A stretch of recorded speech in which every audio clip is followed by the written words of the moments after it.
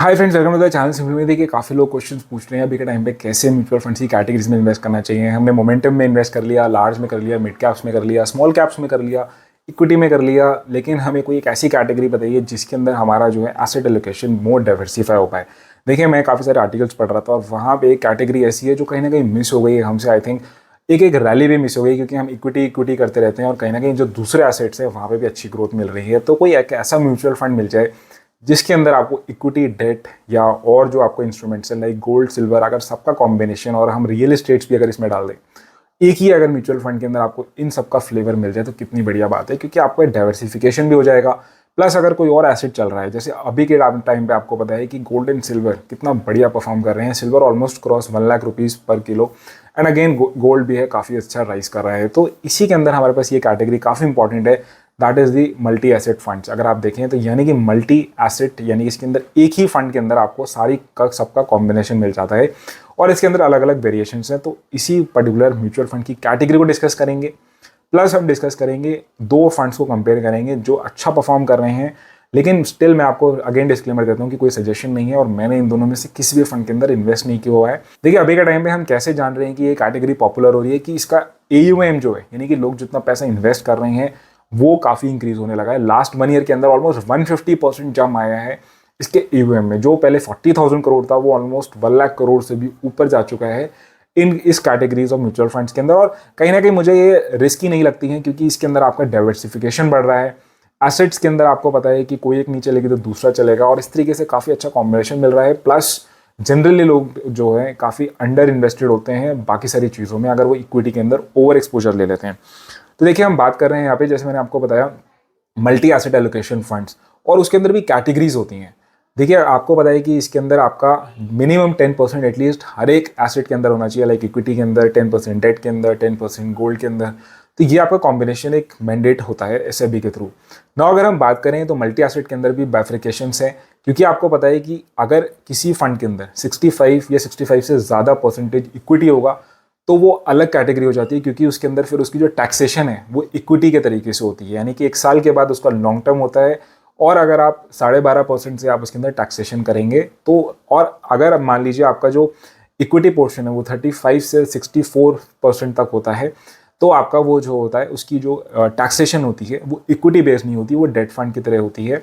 ये जानना आपको ज़रूरी है क्योंकि काफ़ी ज़्यादा एलोकेशन फंड्स वो डाइवर्स हमारे पास जो है डिफ्रेंशिएटेड है इस टैक्सेशन की डिफरेंसेस से।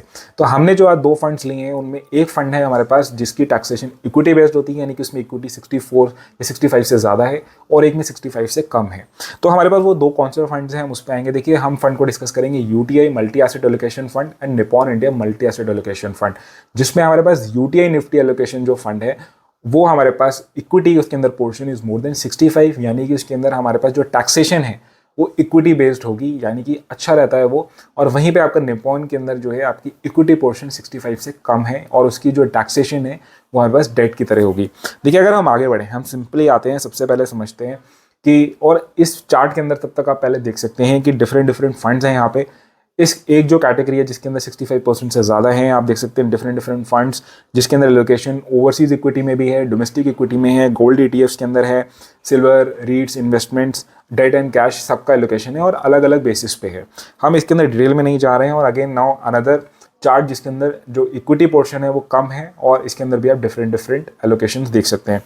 नाउ अगर हम अपने 2 फंड्स के ऊपर आए जो हमने डिटेल में बात किया था, देखिए फंड साइज दोनों में बराबर है, ऑलमोस्ट 4,000 करोड़ रुपीज़ का।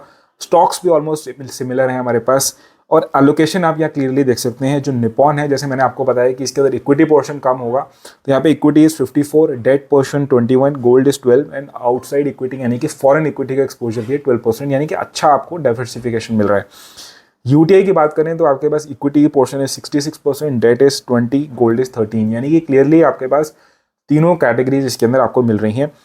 और यहाँ पे मैंने देखिए क्विक एक डिस्कशन किया था रिस्क पैरामीटर्स के अंदर, standard deviation, alpha beta and Sortino ratio का।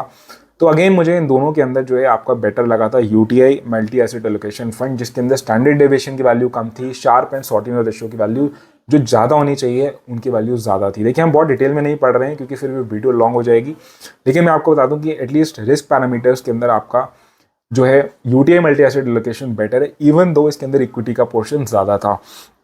अगर हम स्टॉक्स देख लेते हैं दोनों के अंदर, जो इक्विटी के अंदर हैं, आप देख सकते हैं निपॉन के अंदर आपके पास stocks like HDFC, ICICI bank, Infosys, Reliance, L&T, देखिए कंपनीज अच्छी हैं, मोस्टली निफ्टी 50 की कंपनीज हैं। और वहीं पे आपका UTI multi asset allocation fund की भी जो आपकी कंपनीज हैं like Reliance, HDFC, Airtel, L&T, Trent, axis, Zomato, mostly यार आपकी निफ्टी 50 की अच्छी कंपनीज हैं, तो उसमें कोई प्रॉब्लम नहीं है।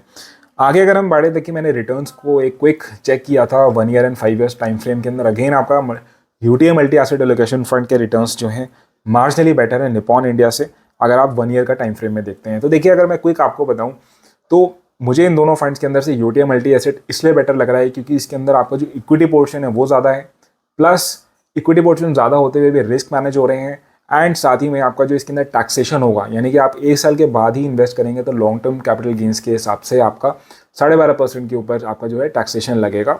ऑफकोर्स 1 लाख के आपका जो है उसके ऊपर से, ये चीज़ मुझे अच्छी लग रही है कि इसके अंदर आपका जो है सब कुछ मैनेज हो रहा है, that is the one thing. But still ये कोई रिकमेंडेशन जैसे मैंने आपको बताया नहीं है। लिस्ट में आपके पास और भी फंड है, ऑलमोस्ट 25 अभी के टाइम पे आपके पास मल्टी एसेट एलोकेशन फंड्स हैं डिफरेंट फंड हाउसेज से। सिर्फ इन 2 कैटेगरी से नहीं, आपके पास SBI से भी है, बड़ौदा से, PNB परिबास से भी है। तो इस तरीके से आप और भी अगर फंड्स को एक्सप्लोर करना चाहते हैं तो आप ज़रूर करिए। तो that is all in this video. I hope आपको कुछ जो है आइडिया लगा होगा। कुछ डाउट है प्लीज़ कमेंट बॉक्स में मेंशन करिए। वीडियो अच्छी लगी तो लाइक ज़रूर करिएगा, चैनल को सब्सक्राइब करना मत भूलिएगा। That is all in this video. Thank you, thanks a lot.